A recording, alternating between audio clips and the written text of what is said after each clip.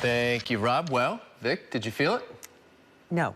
Yeah, neither did I. No. But it was a 3.6 magnitude quake that hit this morning near the San Francisco Zoo, followed by some smaller quakes. You know, but a lot of people did. We heard from them. Chronofor's Gail Ong joins us now live in the studio to give us some of the details. Hey, Gail. Vicki Grand. So according to USGS, there were a total of 3 earthquakes. That 3.7, now a 3.6, struck just after 7 a.m.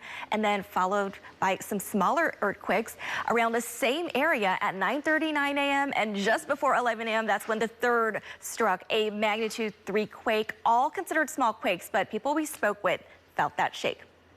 Just woke me right up.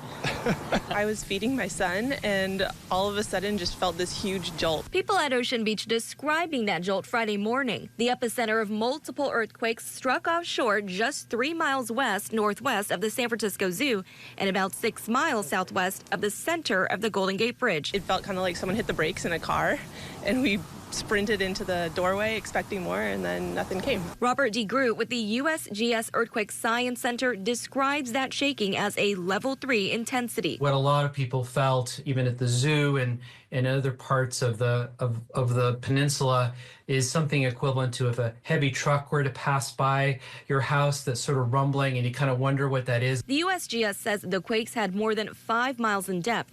The location is eerily close to the epicenter of the big 1906 quake that struck San Francisco. It looks as if it's in that same general location, the 1906 earthquake, which, of course, everybody knows about and has heard about, and we're always talking about the future of big earthquakes in California, just occurred right off the peninsula, right off the Golden Gate in 1906.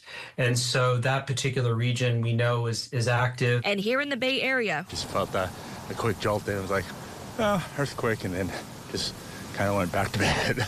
we are no stranger to earthquakes. This is just a reminder that we live in earthquake country, and California has on the order of 50 earthquakes a day, and we just want people to be safe, and that's really the important thing, is know what to do. Drop, cover, and hold on if you feel shaking or if you get that alert on your phone.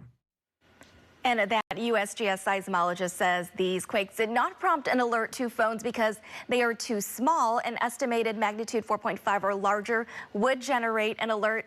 As for which fault line this took place, the USGS is still looking into that, but it seems to be very close to the San Andreas Fault. Meantime, no reported injuries or damage in connection to this quake, and the zoo was as business as usual today. Okay, well, good. Animals do seem to have a sensitivity to that sort of thing. They sometimes will anticipate it, right? Well, they'll run away. Exactly. Okay, thank you, Gail.